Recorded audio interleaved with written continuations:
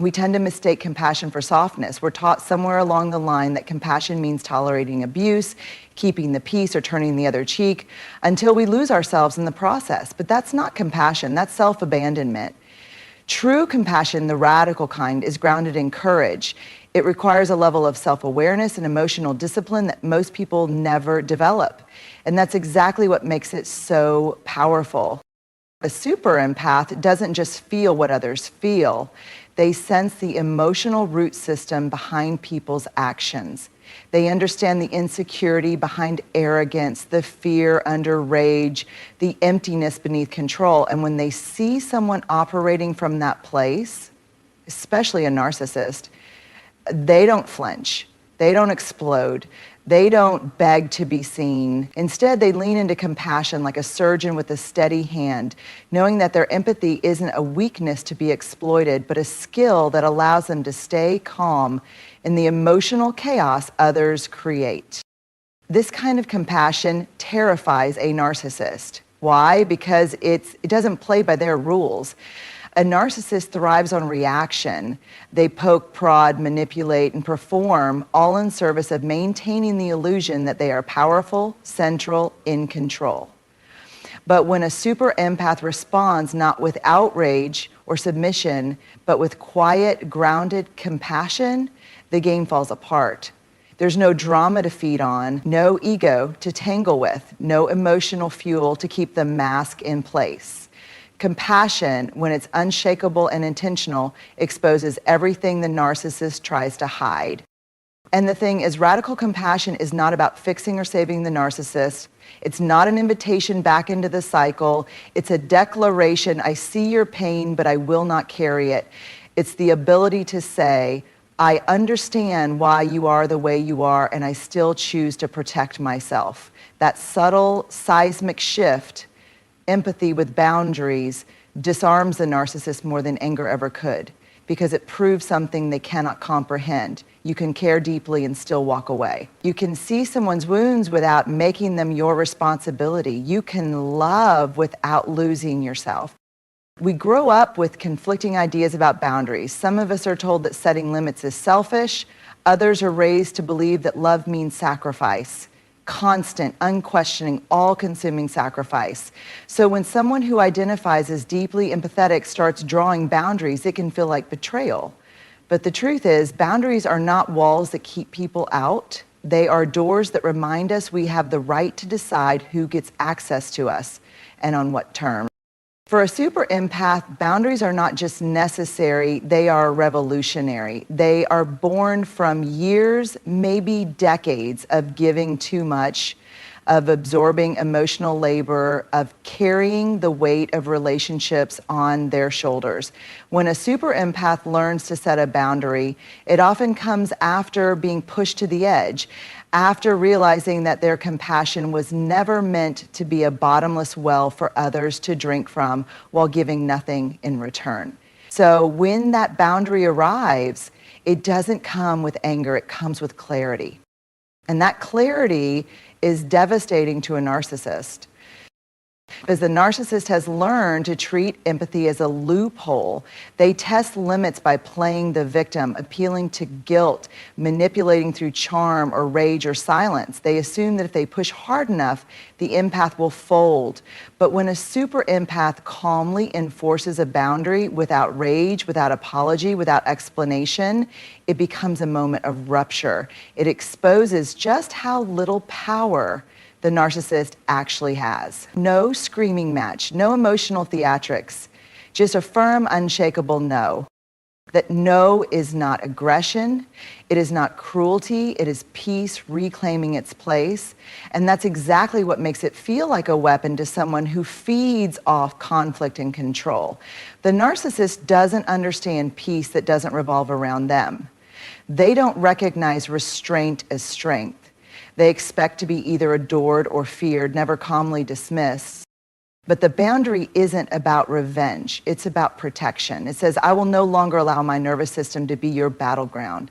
It says, I have a right to rest, I have a right to space, I have a right to choose myself. And maybe for the first time in the relationship, the super empath stops performing emotional CPR on someone who never intended to breathe on their own. Maybe for the first time, they stop justifying their needs, stop over-explaining their limits, stop apologizing for having them at all. And here's where the ground starts to shift. The narcissist begins to feel the gap, not just the physical space, but the emotional distance that boundaries create. The game of control only works when there's an opponent. But when the empath puts down their end of the rope, the narcissist is left pulling against silence. And in that silence, something starts to crack, not in the empath, but in the illusion the narcissist built around their ability to dominate. Because no matter how loud the manipulation, how persistent the charm, how subtle the guilt trips, none of it works if the empath stands still, grounded in self-respect, refusing to be moved. There's something unnerving about being truly seen, not just admired or noticed, but really seen at your most unguarded. That's the gift and the discomfort a super empath brings into any room. Their presence is more than supportive, it's revealing. Not because they judge, but because they observe with a kind of emotional precision that cuts through pretense. They don't just hear what you're saying, they feel what you're avoiding. And for most people, that kind of intuitive insight is disarming. For a narcissist, it's unbearable. And the conflicts that come with it. Because narcissists operate behind mirrors, they construct themselves mirrors designed to reflect back an inflated version of who they think they need to be. Powerful, flawless, admired, unshakable.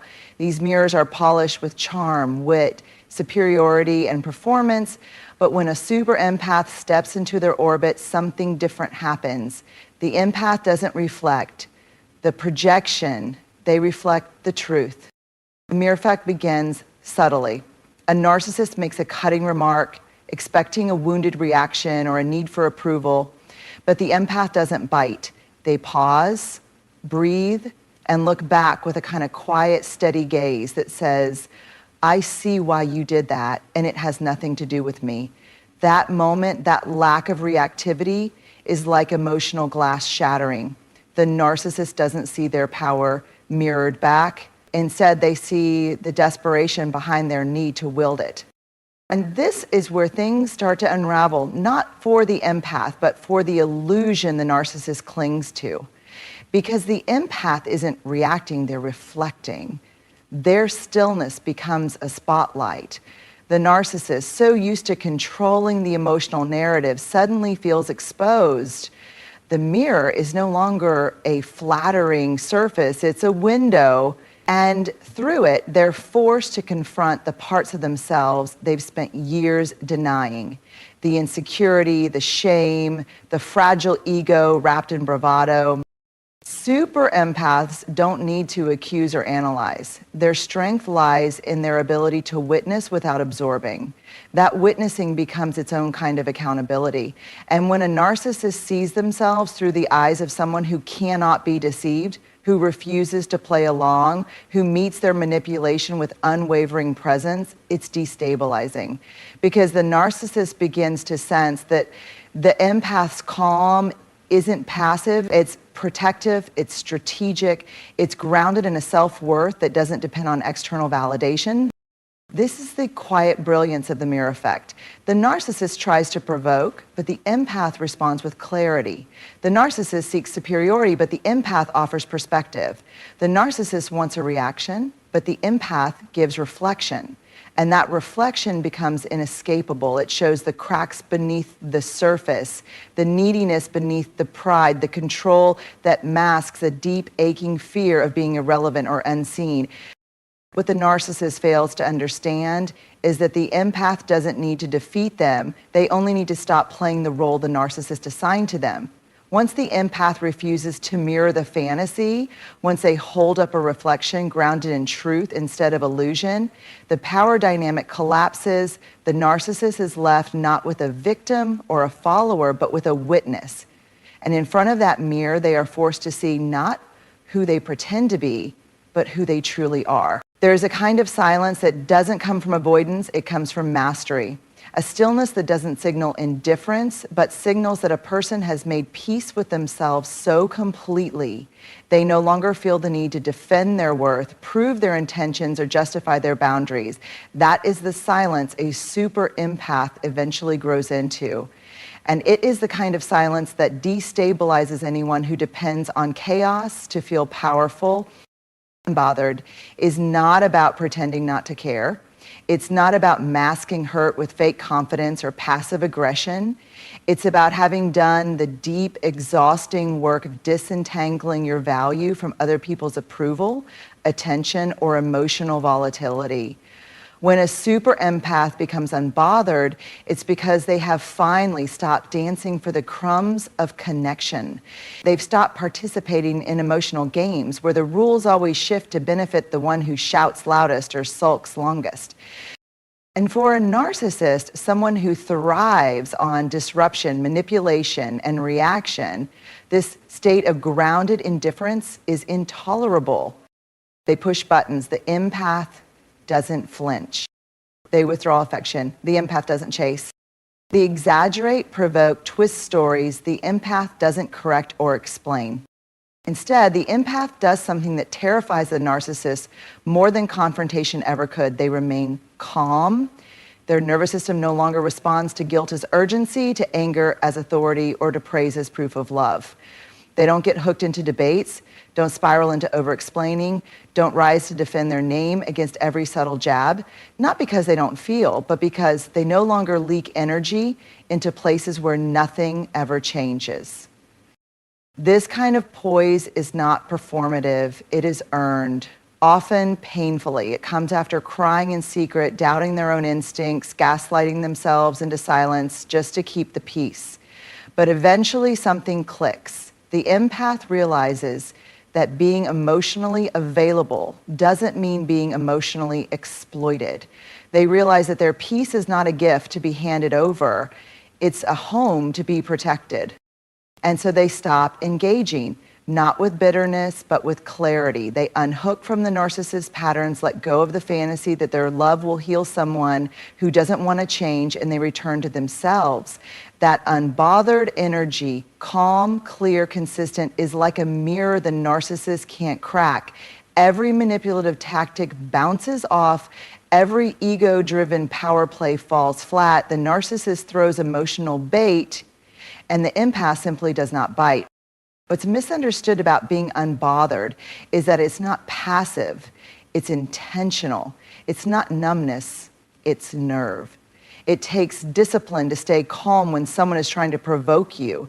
It takes strength to not retaliate when your name is dragged through projection and blame. It takes deep self-trust to let someone else misrepresent you and still choose silence over self-betrayal. But the empath knows that peace is louder than any performance. They know that detachment doesn't mean coldness. It means choosing where to place their energy with care. They understand that not every battle is worth fighting, especially when the war was designed to keep them small, reactive, and dependent on approval that was never freely given. So they stop fighting. They stop proving, they stop waiting. And in that space, in that radical refusal to be pulled into drama or defensiveness, they become immovable. Healing doesn't begin in grand declarations. It begins in the quiet aftermath when the empath sits alone after the chaos has passed, trying to make sense of the emotional wreckage they didn't create but somehow feel responsible for. It begins in the silence when there are no more accusations to answer, no more emotional messes to clean up, no more roles to play to keep someone else's ego intact. Healing starts when the empath realizes they are not broken. They were just in a space that never made room for their wholeness. For a super empath, healing is not just about recovery, it's about transformation. It's a shift from survival to sovereignty. And the reason it strikes so deeply at the heart of the narcissist's ego is because healing sends a very specific message. You no longer have access to me, not even in my mind. Narcissists don't just want attention, they want resonance. They want to live rent-free in your head. They want your thoughts to orbit around their moods, your decisions to be shaped by their reactions, your emotions to be in a constant state of suspense. So when a super empath begins to heal, what dies first is that inner tether, the psychic leash that kept the empath checking, second-guessing, wondering if they're the problem, apologizing just to stop the storm, and in its place, something sturdier emerges, self-trust. That is what unravels the narcissist most, not rage, not confrontation, but the empath rising trust in their own voice, because that voice no longer asks, what did I do wrong? It asks, what do I need to feel safe? It no longer whispers, maybe if I'm more patient, they'll change. It states, their behavior isn't mine to fix. And slowly, the volume of the narcissist's influence fades. The obsession wanes. The spell breaks. This kind of healing is slow. It's not linear. It's not about waking up one day and feeling powerful. It's about waking up and no longer feeling consumed. It's about going an entire day without replaying old conversations. It's about no longer needing closure from someone who weaponized your need for clarity. It's about looking at yourself in the mirror and seeing someone you trust again. And here's the part that burns. Through a narcissist's constructed identity, the empath begins to thrive. Without them, the person they once underestimated, emotionally drained, or took for granted is now joyful, focused, and unavailable. Not because they're holding a grudge, but because